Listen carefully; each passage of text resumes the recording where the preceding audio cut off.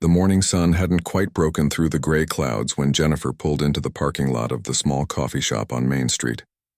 She sat there for a moment, engine still running, staring at the glowing sign through her windshield. Her hands gripped the steering wheel a little too tight, and she could feel that familiar knot forming in her stomach. It had been one of those nights, the kind where sleep feels like a luxury you can't quite afford. She'd worked the late shift at the warehouse, come home past midnight, and still had to pack lunches for the kids before finally collapsing into bed around 2 in the morning. Then the alarm went off at 6 and the whole routine started again. Get the kids up, make breakfast, pack bags, drive them to school, smile and wave goodbye like everything was perfectly fine. But everything wasn't fine, and Jennifer knew it. She just couldn't let her children know it. Now, sitting in her car with the check engine light glowing orange on the dashboard for the 3rd week straight, she was doing mental math. The kind of math that had become second nature to her over the past year. $4.50 for a small coffee. She had exactly that amount. Counted out 3 times already this morning while the kids ate their cereal. She reached for her purse on the passenger seat. The leather was cracked and peeling at the corners, a hand-me-down from her mother 5 years ago. Inside, her wallet held the precious bills and coins she'd gathered. $2 bills, slightly crumpled. A handful of quarters, some dimes, and those pennies she'd scooped out of the cup holder last night, the ones that had rolled under the seats and smelled faintly of old coffee and regret. Jennifer took a deep breath and turned off the engine. The car shuddered slightly as it always did, making that weird clicking sound that probably meant something expensive was about to break. She couldn't think about that right now. One problem at a time, the coffee shop wasn't fancy. It was the kind of place where locals gathered, where the baristas knew regular customers by name, where the bulletin board by the door was covered in flyers for yard sales and lost cats. Jennifer had been coming here for years, back when things were different. Back when ordering a coffee didn't require an internal debate about whether she could afford it. She pushed through the door, and the familiar smell hit her immediately. Dark roast cinnamon, fresh pastries. Her stomach growled, reminding her that she'd skipped breakfast to make sure the kids had enough milk for their cereal. The line wasn't too long, maybe 5 or 6 people ahead of her. She took her place at the back and pulled out her wallet, fingers automatically finding the bills and coins. The woman in front of her ordered a large caramel macchiato with extra whipped cream and a blueberry muffin. Jennifer tried not to calculate how much that cost, tried not to think about how that single order probably equaled what she spent on groceries for a whole day. She glanced down at her uniform, the navy blue polo shirt with her name tag pinned slightly crooked. The black pants that had seen better days with a small stain near the knee that wouldn't come out no matter how many times she washed them. Her work shoes were scuffed, the sole on the right one starting to separate just a bit. She made a mental note to use some super glue on it later. Behind her, someone else joined the line. She could sense him there without turning around. Could hear the soft rustle of expensive fabric. Could smell the faint scent of cologne that probably cost more than her weekly grocery budget. She shifted slightly, suddenly aware of how tired she must look, how worn down. The line moved forward. 3 people ahead now. Jennifer counted her money again, laying the coins in her palm. $4.50. Exact change. She'd be fine, except her hands were shaking slightly and she hated that. Hated that buying a simple cup of coffee had become this stressful. There was a time when she could walk into any coffee shop and order whatever she wanted without thinking twice. When she and her ex-husband would stop for fancy lattes on Sunday mornings, splitting a pastry and reading the newspaper together. That felt like someone else's life now. 2 people ahead. Jennifer could see the menu board clearly now, the prices listed in neat white letters. Her eyes found the small coffee. $4.50. She had this. She could do this. The man behind her cleared his throat and shifted his weight. Jennifer glanced back quickly, catching just a glimpse. Tall, well-dressed in a charcoal suit that looked freshly pressed. A leather briefcase in one hand, phone in the other. He was probably on his way to some important meeting, probably annoyed at having to wait in line at this small neighborhood coffee shop. She turned back around, feeling smaller somehow. The fluorescent light seemed too bright suddenly, making her aware of every flaw, every sign of struggle she carried with her. 1 person ahead now. Almost there. Jennifer's fingers closed around the money in her hand, warming the coins. She'd get her coffee, drink it slowly in the car, take 5 quiet minutes before heading to her other job, the one that started at 9, the one where she cleaned offices and restocked supplies and tried to be invisible. The customer ahead of her stepped aside, and Jennifer moved forward to the counter. The barista smiled at her, young and cheerful with bright pink streaks in her hair and multiple earrings lining both ears. "Good morning. What can I get for you?" Jennifer returned the smile, or tried to. "Just a small coffee, please, regular, nothing fancy." "You got it. That'll be $4.75. The words hit Jennifer like a physical blow. She blinked, certain she'd heard wrong. "I'm sorry, what?" "$4.75. We had to raise prices a bit last week. Everything's getting more expensive, you know." Jennifer stared at the girl, then down at her hand. $4.50. She was 25 cents short. 25 cents. The price of absolutely nothing, and yet right now it might as well have been $100. Her face flushed hot. She could feel the blood rushing to her cheeks, that horrible burning sensation of embarrassment spreading through her chest. Behind her, she sensed the man shift again, heard the subtle sigh of impatience. I didn't realize," Jennifer stammered, her voice coming out smaller than she intended. "I haven't been here in a couple weeks, I guess." Her hands moved frantically, searching her pockets even though she knew they were empty. She checked the small zippered compartment in her wallet where she sometimes found a forgotten dollar, but there was nothing there. Just an old receipt and a school photo of her kids from last year. "I'm so sorry," she said, looking up at the barista with what she hoped was an apologetic smile, even though she felt like crying. I'll just have water instead." "That's fine." The humiliation was complete now. She started gathering the coins and bills from the counter, her fingers clumsy and shaking. A penny rolled away and she had to chase it, catching it just before it fell to the floor. This was supposed to be her one thing. Her one small treat this week. $5 for a cup of coffee. One tiny moment where she could pretend things were normal, where she could sit in her car and drink something warm and feel like a regular person instead of someone barely holding everything together. And she couldn't even afford that. Jennifer blinked rapidly, refusing to let the tears come. Not here. Not in front of all these people. She stepped to the side, clutching her pathetic pile of money, ready to walk out the door and sit in her car and maybe just put her head on the steering wheel for a minute. That's when she heard the voice behind her. "Wait." Jennifer froze. Her hand was still clutching the money, halfway to putting it back in her wallet. For a second she thought maybe she'd imagined it. Maybe the embarrassment was so overwhelming that her brain was playing tricks on her. But then the voice came again, clearer this time, closer. "Wait. Please." She turned around slowly, almost afraid to look. The man in the suit was standing right there, closer than she expected. He wasn't checking his phone anymore. He wasn't looking impatient or annoyed. Instead, he was looking directly at her and his eyes were kind. "Your coffee," he said. And there was something gentle in his voice. "Let me get it for you." Jennifer's mouth opened, but no words came out. She felt frozen, like her brain couldn't quite process what was happening. Around them, the coffee shop seemed to go quiet. Or maybe that was just in her head. She could feel the other customers watching, sensing a moment unfolding. "No," she finally managed to say, shaking her head quickly. "No, I couldn't really, it's okay. I'm fine." But even as she said it, her voice cracked slightly on the word fine, betraying her, because she wasn't fine.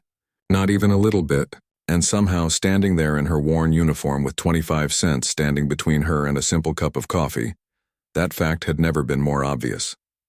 The man smiled, and it transformed his whole face.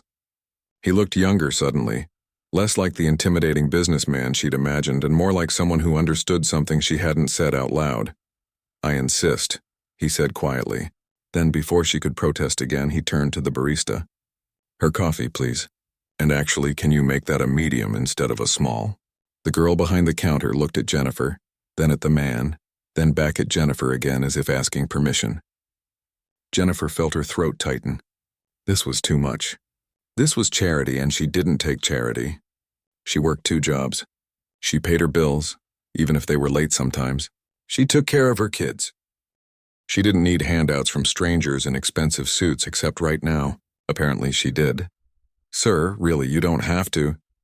Jennifer tried again, but he held up his hand gently, not in a dismissive way, but in a way that said he'd already made up his mind. "It's just coffee," he said. "Please, let me do this." There was something in the way he said it that made Jennifer stop protesting, something that told her this wasn't about pity. This was about something else, something she couldn't quite name but could feel in the way he looked at her. She nodded, just barely, and the man turned to the barista with a smile. "1 medium coffee for her," he said. Then he paused, glancing at the pastry case. "Do you like muffins?" Jennifer blinked. "What? Muffins, scones, any of those?" He gestured to the glass case where an array of baked goods sat on display, looking impossibly delicious under the warm lights. I don't," Jennifer stammered, completely lost now. "The banana nut muffins are really good," the barista offered helpfully, clearly enjoying this turn of events. The man nodded. "Perfect. Add 2 of those." "Sir, no, that's way too much," Jennifer said, finding her voice again. "The coffee is already so generous, but I can't let you." "Do you have kids?" he asked suddenly, cutting through her protests. The question caught her off guard. "Yes, 2. "Then 1 muffin for you, 1 to take home," he said simply, as if that settled everything. He pulled out his wallet and Jennifer caught a glimpse of several credit cards, some cash. The leather was smooth and expensive looking, nothing like her peeling hand-me-down. The barista rang everything up. "That'll be $12.85, Jennifer's eyes widened. $12.85. That was almost 3 times what she'd been planning to spend. That was nearly what she had budgeted for the kids' lunches for 2 days. The man handed over a credit card without hesitation, without even flinching at the price. While the barista processed the payment, he turned back to Jennifer. "I'm not trying to make you uncomfortable," he said quietly, speaking just to her while the machine processed. I know what it's like. Maybe not right now, but I do." Jennifer studied his face, looking for signs of condescension or self-satisfaction, that look people sometimes got when they did good deeds and wanted you to know how good they were. But she didn't see that. She saw something else, something that looked almost like sadness or maybe memory. "My mom," he continued, his voice even softer now. "She raised me and my sister by herself, worked 3 jobs some years. I remember being a kid and watching her count change just like you were doing. I remember the look on her face when she couldn't afford something small, something that should have been easy." Jennifer felt her eyes starting to burn with tears. She blinked hard, trying to hold them back. "I remember being in grocery stores when the card got declined," he went on. "I remember her face turning red just like yours did just now. I remember her apologizing to cashiers, to people in line behind us. I was just a kid, but I understood even then how hard she was trying, how much it hurt her that we struggled." The credit card machine beeped and the barista handed the man his card back along with a receipt. He took them both but didn't look away from Jennifer. "So please," he said, "let me do this. Not because I think you need my help, but because I wish someone had done this for my mom. Just once. Just one time when she was trying so hard and the world could have been a little bit kinder to her." A tear escaped down Jennifer's cheek before she could stop it. She wiped it away quickly, embarrassed all over again, but for a different reason now. "Thank you," she whispered, and those 2 words carried the weight of everything she couldn't say. "Thank you for seeing me. Thank you for not making me feel small. Thank you for understanding." The man smiled again. "You're welcome." The barista set the coffee on the counter in a medium cup, steam rising from the small opening in the lid. Next to it, a small paper bag with 2 muffins. Jennifer reached for them, but her hands were shaking so badly she almost knocked the coffee over. "Wait," the man said again, and Jennifer's heart jumped. "Now what?" He pulled his wallet back out and extracted something. 3 gift cards, the kind the coffee shop sold with their logo printed on the front. "Can you load $20 on each of these?" he asked the barista. "Sure thing," the girl said, taking the cards. "No," Jennifer said, shaking her head firmly. "No, absolutely not. The coffee and muffins are already too much. I can't accept. They're not all for you," the man interrupted gently. "Well, they are, but hear me out." He waited while the barista loaded the cards and Jennifer stood there feeling like she was in some kind of dream. This couldn't be real. Things like this didn't happen to people like her. When the barista handed the cards back, the man held them in his hand for a moment, looking at them. "Here's what I'm thinking," he said. "You take these. Use them when you need them. For coffee, for food, whatever. But maybe when things get a little better for you. When you're having a good day, you use one to buy coffee for someone else. Someone who looks like they're having the kind of morning you're having right now." He held the cards out to her. and Jennifer stared at them like they were something precious and fragile. "I don't know what to say," she managed. "You don't have to say anything," he replied. "Just take them. And someday when you can, pass it forward." Jennifer took the cards with trembling fingers. $60. $60 worth of coffee and food, just handed to her by a complete stranger in a wrinkled suit who somehow understood everything without her having to explain any of it. "Your coffee's getting cold," the barista said kindly, and Jennifer realized she was just standing there, crying quietly in the middle of the coffee shop while other customers waited. She picked up the cup and the bag of muffins, clutching everything against her chest like treasures. "I don't even know your name," she said, looking up at the man. He was already moving toward the counter to place his own order, but he glanced back with that kind smile. "You don't need to," he said. "Just pay it forward someday." And then he turned to the barista and ordered his own coffee, something complicated with extra shots and specific milk, while Jennifer stood there feeling like the entire world had shifted slightly on its axis. She walked out of the coffee shop in a daze. Jennifer sat in her car for what felt like an hour, though the clock on her dashboard told her it had only been 10 minutes. The coffee was still hot in her hands, the paper bag with the muffins sitting on the passenger seat next to her purse. The 3 gift cards were tucked safely in her wallet now, but she kept taking them out to look at them as if checking to make sure they were real. $20 on each card. $60 total. She did the math in her head, the way she always did. That was enough for coffee and breakfast for almost 2 weeks if she was careful, or 3 emergency meals with the kids if they ran out of groceries before payday, or just the cushion of knowing that she could walk into that coffee shop and not have to count pennies in her palm like some kind of desperate person. Except she was a desperate person. That was the truth she'd been avoiding for months now, maybe longer. She was one broken-down car away from losing her job, one missed shift away from not making rent, one sick kid away from everything falling apart completely, and a stranger had seen that, had looked right at her and seen all of it, and instead of looking away like most people did, he'd done something about it. Jennifer took a sip of the coffee. It was perfect, hot and strong and exactly what she needed. She reached into the bag and pulled out one of the muffins, breaking off a piece. Banana nut still warm, probably fresh from the oven that morning. It practically melted in her mouth. When was the last time she'd eaten something that wasn't leftovers from her kids' plates or the cheapest thing on the grocery store shelf? She ate half the muffin slowly, savoring every bite, letting herself have this one moment. Through the windshield, she could see people walking in and out of shops on Main Street. Regular people doing regular things. Getting coffee.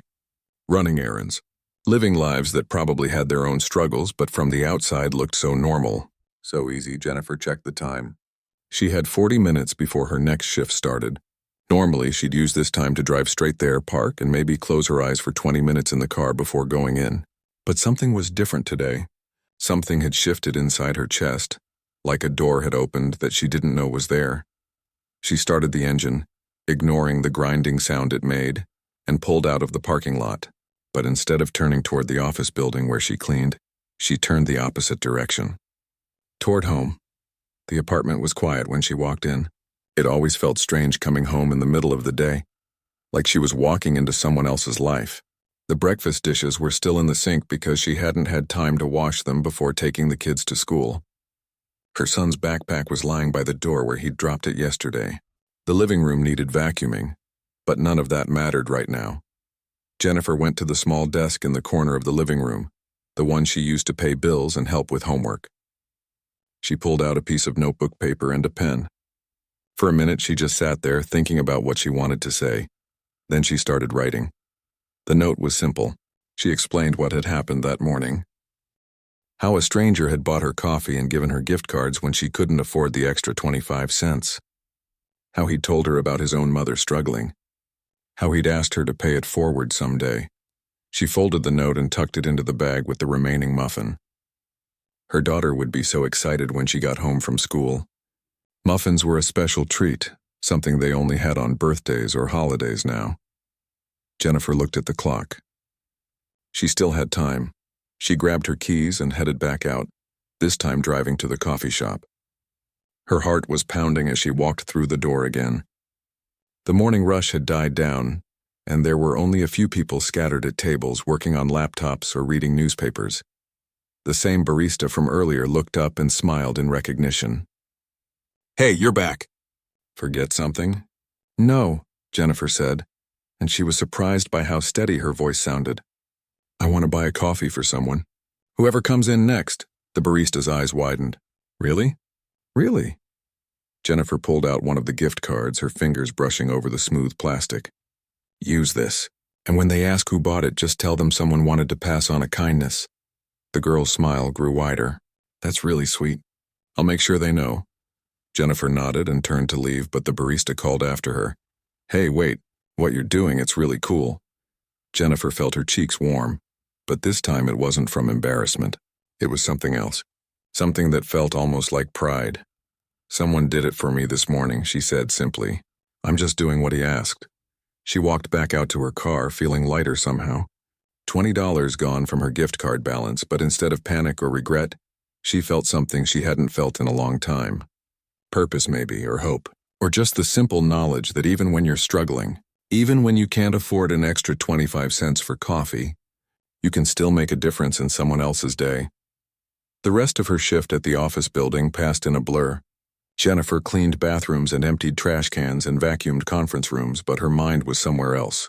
She kept thinking about that man in the coffee shop, about his mother who'd worked 3 jobs, about how he'd carried that memory with him into adulthood, how it had shaped him into the kind of person who'd help a struggling stranger without being asked. She wondered what her own kids would remember about these hard years. Would they remember the stress? The late bills? The times they had to skip things because money was tight? Or would they remember something else? Would they remember that their mom kept going, kept trying, kept finding ways to make things work even when it seemed impossible? That evening, after picking up the kids from the after-school program, Jennifer sat at the kitchen table with them while they did homework. Her daughter had found the muffin and the note, and she'd hugged Jennifer so tight it almost hurt. "A stranger bought you coffee?" her son asked, looking up from his math worksheet. "Like a random person?" "Yeah," Jennifer said. "He saw I was having a hard time and wanted to help." "That's weird," her son said in that blunt way that 10-year-olds have. "But also kinda cool." "It is cool," Jennifer's daughter added. She was 8, still young enough to believe in the basic goodness of people. "Did you say thank you?" "I did, and you know what? I used one of the gift cards he gave me to buy coffee for someone else today." Both kids looked at her with something like awe. "Even though we don't have a lot of money?" her son asked. Jennifer thought about that question. Really thought about it. Because he was right. They didn't have a lot of money. They didn't have extra for anything, really. Every dollar was accounted for, every expense carefully calculated. But somehow using that $20 to brighten someone else's day hadn't felt like a sacrifice. It had felt necessary, important, like the only possible response to what had happened that morning. "Especially because we don't have a lot of money," Jennifer said finally. That man could have kept walking. He could have bought his coffee and gone on with his day and never thought about me again. But he didn't. He chose to be kind even though he didn't have to be. And now we get to choose too. Her daughter nodded seriously, as if Jennifer had just explained something profound and important about how the world works. Maybe she had. That night, after the kids were in bed, Jennifer sat at her desk again and pulled out the 2 remaining gift cards. She looked at them for a long time, thinking about what they represented. Not just coffee or food or a small financial cushion, but possibility, connection, the reminder that kindness existed even in the hardest moments. She thought about the man who'd helped her, wondered where he was right now, wondered if he had any idea how much his gesture had meant, how it had shifted something fundamental in her understanding of the world. Probably not. People rarely knew the full impact of their kindness. Jennifer opened her laptop, the old one that took 5 minutes to boot up and had a cracked screen. She pulled up her email and started typing. She wrote about what had happened, about the coffee shop and the gift cards and the pay-it-forward moment. She sent it to her sister, who lived 3 states away and was the only family she really talked to anymore. The response came back within minutes. "That's beautiful," her sister wrote. "I'm crying. Also, I'm proud of you for paying it forward even though money's tight. That takes real courage." Jennifer stared at that word. Courage. She'd never thought of herself as courageous. Courage was for people who did big things, brave things. She was just someone trying to survive, trying to keep her head above water long enough to see the next day. But maybe that was its own kind of courage. Maybe showing up every day, working 2 jobs, raising 2 kids alone, counting pennies and still finding ways to be kind. Maybe that was the bravest thing of all. Jennifer closed the laptop and looked around her small apartment. The dishes still needed washing. The floors still needed vacuuming. The check engine light in her car would still be glowing tomorrow morning. But something had changed. She had changed. And that, she thought, was worth more than any amount of money. 3 weeks passed, and Jennifer found herself thinking about that morning in the coffee shop almost every day. She'd used the gift cards carefully, stretching them as far as they would go. One card went to buying coffee for strangers, just like she'd done that first day. The barista had started recognizing her, giving her a knowing smile whenever she came in to pay it forward. The second card she used for herself and the kids. A hot chocolate for her daughter after a hard day at school. A breakfast sandwich for her son when he had an early soccer practice. Small things that wouldn't have been possible before. The third card she kept in her wallet untouched. She wasn't sure why. Maybe as a reminder, maybe as an emergency fund, maybe just because having it there made her feel a little less alone in the struggle. Work was still hard. The car still made concerning noises. The bills still piled up. But something inside Jennifer had shifted. Like a weight had been redistributed in a way that made everything slightly more bearable. On a Wednesday morning, Jennifer was cleaning the executive floor of the office building where she worked her second job. This was usually her least favorite part of the day. The offices up here were pristine and expensive, full of people who made more in a month than she made in a year. Sometimes she felt invisible here, just another person in a uniform pushing a cart of cleaning supplies. She was emptying a trash can in one of the corner offices when she noticed something on the desk. A framed photo of a woman and 2 teenagers all smiling at the camera. Next to it was a coffee mug with the words "World's Best Mom" printed on the side. Jennifer paused, looking at the photo.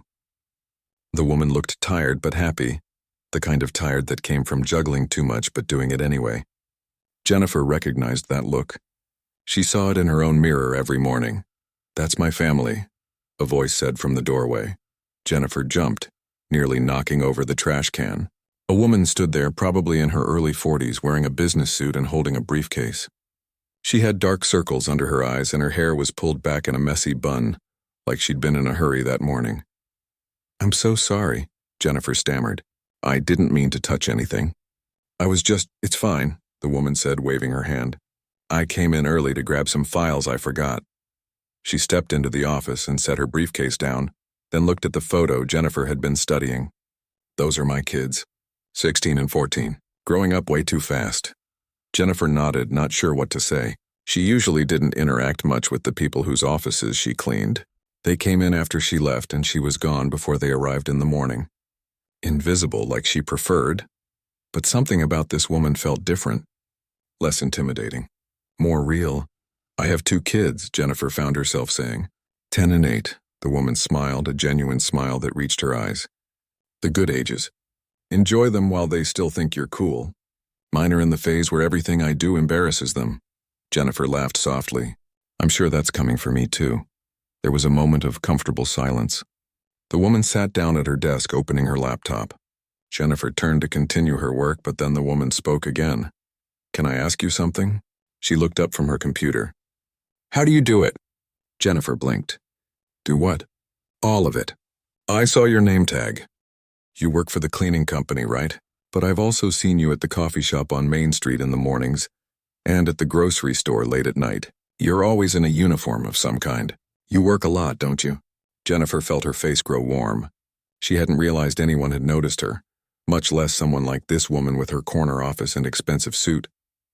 "I work 2 jobs," Jennifer admitted. "Sometimes 3 if I can pick up weekend shifts." The woman nodded slowly. "I thought so. And you're raising kids alone? How did you—" "Lucky guess, or maybe not lucky. I was a single mom for 5 years before I remarried. I remember those days." The woman leaned back in her chair. "I remember working every shift I could get. I remember the guilt of leaving my kids with sitters. I remember counting change for groceries and pretending everything was fine." Jennifer stood frozen, the trash bag hanging from her hand. This woman in her corner office with her fancy title had been where Jennifer was now. Had lived it, had survived it. How did you... Jennifer started, then stopped, not sure how to phrase the question without sounding desperate. How did I get here? The woman finished for her. Slowly, very slowly, and with a lot of help that I was too proud to ask for at first. She stood up and walked to the window looking out over the city. Jennifer could see the reflection of her face in the glass, thoughtful and far away. I almost gave up, the woman said quietly, multiple times. There was this one day when I was working 3 jobs, barely sleeping, and my car broke down. I sat on the side of the road and just cried. Not because of the car, but because I was so tired. So incredibly tired of fighting so hard just to barely make it. Jennifer felt tears prick at her eyes. She knew that feeling. Knew it so well it hurt to hear someone else describe it. What changed? Jennifer asked. The woman turned back to face her. Someone helped me.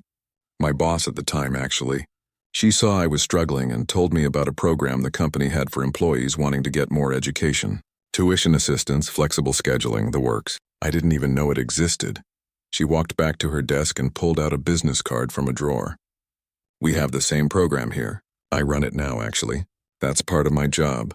Jennifer stared at the card the woman was holding out to her. Director of Employee Development, it read. I don't understand, Jennifer said. The cleaning company you work for is contracted through us. That makes you eligible for our programs. JD preparation, community college courses, professional certification. We cover the cost, work around your schedule, and help with placement once you complete training. Jennifer took the card with shaking hands. I didn't know about any of this. Most people don't. The program is there, but companies don't always do a great job of letting everyone know. Especially not the contract workers, the woman smiled. I've been trying to change that, and now I'm telling you. Why? Jennifer asked, her voice barely a whisper. You don't even know me, the woman's expression softened. Because someone told me once. Because I remember what it feels like to be working as hard as you can and still feel like you're drowning. And because I see you in here every morning, and you always empty that trash can carefully. You always put things back exactly where they were. And you never complain, even though I know this job probably pays barely anything. She picked up the coffee mug on her desk. The one that said World's Best Mom. My daughter gave me this last Mother's Day. You know what she said when she gave it to me? She said she was proud of how hard I worked when she was little. Said she understood now as a teenager what I'd been doing all those years. Working myself to exhaustion so she and her brother could have a better life. The woman set the mug down gently. Your kids are watching you too. They're learning what it means to work hard, to keep going even when things are tough. That's valuable. But you know what else would be valuable? Them watching you take a chance on yourself, watching you reach for something better. Jennifer couldn't speak. The words were stuck in her throat, tangled up with emotions she couldn't name. Think about it, the woman said, her voice gentle. My email is on that card. If you're interested, reach out. We can figure out a path forward together. It won't be easy or quick, but it's possible. Jennifer nodded, clutching the card. Thank you, she managed to say. Thank you for seeing me, the woman smiled. Someone saw me once. Now I try to pay attention. Try to see people the way I wish someone had seen me sooner. Later, sitting in her car during her break, Jennifer pulled out her phone and the business card. She also pulled out that last gift card from the coffee shop, the one she'd been saving. She held both items in her hands, thinking about coffee shop strangers and corner office executives and all the ways people could choose to help each other. The gift card represented one kind of help. Immediate, tangible. The coffee and muffins that had gotten her through a hard morning. But the business card represented something else, something bigger, a chance at a different future. A way out of the cycle of working 3 jobs and still barely making it. Jennifer thought about what the woman had said. About being too proud to ask for help at first. About someone seeing her and offering a hand up. She'd experienced that twice now in just 3 weeks. The man at the coffee shop. The woman in the corner office. 2 strangers who'd had no obligation to notice her, much less help her. But they had. Jennifer looked at her reflection in the rearview mirror. She looked tired, worn down. But there was something else there too now. Something that hadn't been there a month ago. Hope. She picked up her phone and opened her email. Her fingers hovered over the keyboard for a moment. This felt big, scary, like standing at the edge of something she couldn't quite see but knew was important. Then she thought about her kids, about the kind of example she was setting, about working hard versus working smart, about accepting help when it was offered instead of drowning in pride. She started typing. "Dear Director," she wrote, then deleted it. Too formal. "Hi," she tried again. "My name is Jennifer. We met this morning when I was cleaning your office. You gave me your card and told me about the employee development program." She paused, choosing her words carefully. "I'm interested in learning more. I'm not sure what I want to study yet or if I even qualify, but I'd like to try. You said someone helped you once and now you're helping me. I want you to know that means everything. Thank you for seeing me. Thank you for caring." She signed it with her full name and hit send before she could second-guess herself. Then Jennifer sat there in her old car with the check engine light glowing, holding a coffee shop gift card worth $20 and a business card that might be worth her entire future, and she let herself imagine what could be possible. For the first time in years, the possibilities felt real. 6 months later, Jennifer stood in front of the bathroom mirror in the office building, straightening her new shirt. Not a uniform this time.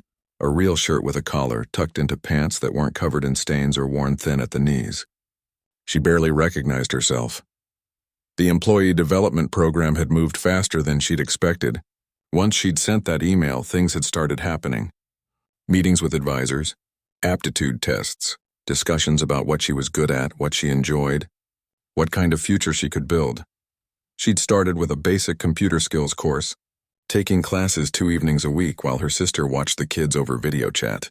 Then came a customer service certification, then training in office administration, each course built on the last, and somewhere along the way, Jennifer had stopped feeling like she was just surviving and started feeling like she was actually moving forward. 3 weeks ago, a position had opened up in the company's human resources department, entry level. But it was a real office job with benefits and a salary that was almost double what she'd been making working 2 jobs. The director who'd given her that business card had encouraged her to apply. Jennifer had gotten the job. Today was her first day. She took a deep breath and walked out of the bathroom, heading toward the elevator. The cleaning staff was just arriving for their morning shift, and Jennifer recognized several faces. Maria, who always hummed while she worked.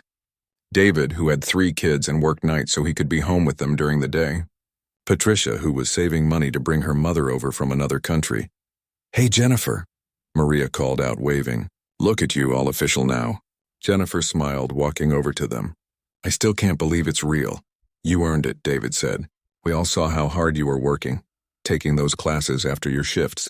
That takes dedication." Patricia nodded. "You're an inspiration, seriously. If you can do it, maybe the rest of us can too." Jennifer felt her throat tighten. "You can, there's a program. I'll send you all the information, I promise. It's how I got here." She made a mental note to put together an email with all the details about the employee development program, along with her own experience.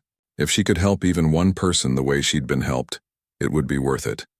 The elevator doors opened and Jennifer stepped inside, pressing the button for the 4th floor. Her floor now, where her desk waited, along with her new boss and co-workers and a future that had seemed impossible just 6 months ago. Her phone buzzed in her pocket. A text from her daughter. "Good luck on your first day, Mom. We're so proud of you. Love you." Jennifer smiled, typing back quickly. "Love you too, sweetie. See you tonight." When she'd get home at a reasonable hour for the first time in years. When she could actually have dinner with her kids instead of rushing off to a second job. When she could help with homework and hear about their days and just be present in a way she hadn't been able to be before. The elevator dinged and the doors opened. Jennifer stepped out onto the 4th floor, taking in the cubicles and offices, the hum of computers, the sound of people talking on phones and typing on keyboards. This was her world now. "Jennifer." The director was walking toward her, smiling warmly. "Ready for your first day?" "Ready as I'll ever be," Jennifer said, and she meant it. The morning passed in a blur of introductions and training. Jennifer met her team, learned the computer systems, started understanding the rhythm of office work. It was overwhelming but exciting, scary but hopeful. During her lunch break, Jennifer decided to walk to the coffee shop on Main Street, She hadn't been there in a few weeks, too busy with training and preparing for the new job. But today felt like a day worth celebrating. The shop looked the same as always. The same warm lighting, the same smell of fresh coffee and pastries. But when Jennifer walked in, she saw it differently now. This was where everything had changed. Where a stranger had seen her struggling and had chosen kindness. Where she'd learned that accepting help wasn't weakness, and that paying it forward could change everything. The barista behind the counter was different from the one who'd been working that morning 6 months ago. This was a young guy, probably college age, with tired eyes that Jennifer recognized immediately. She approached the counter and ordered a medium coffee. As the barista rang it up, Jennifer noticed him glancing at the tip jar, which was nearly empty. "Rough day?" she asked gently. He looked up, surprised. "Is it that obvious?" "Only to someone who's been there," Jennifer said. She handed him her credit card, then paused. "Actually, can you add a breakfast sandwich to that order? And whatever you'd like for yourself." The barista's eyes widened. You don't have to do that."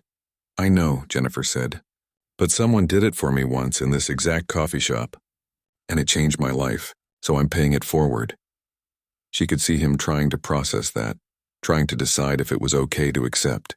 Jennifer smiled, hoping he could see in her expression that she understood, that she'd been exactly where he was. "Thank you," he said finally, his voice thick with emotion. "You have no idea how much I needed this today." "I think I do," Jennifer replied. She took her coffee and sandwich to a small table by the window.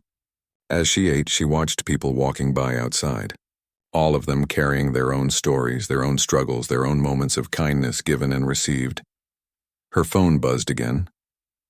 This time it was an email. The subject line made her breath catch. "Thank you." She opened it. "Hi, Jennifer. I hope you don't mind me reaching out. My name is David. I'm the man who bought you coffee 6 months ago. The director of your new department mentioned you during a company meeting, talking about the employee development program and how it had helped you. She mentioned your name and that you'd started as a contract cleaner. And I put 2 and 2 together. I wanted to reach out and say congratulations on your new position. I'm so glad to hear that things are going well for you.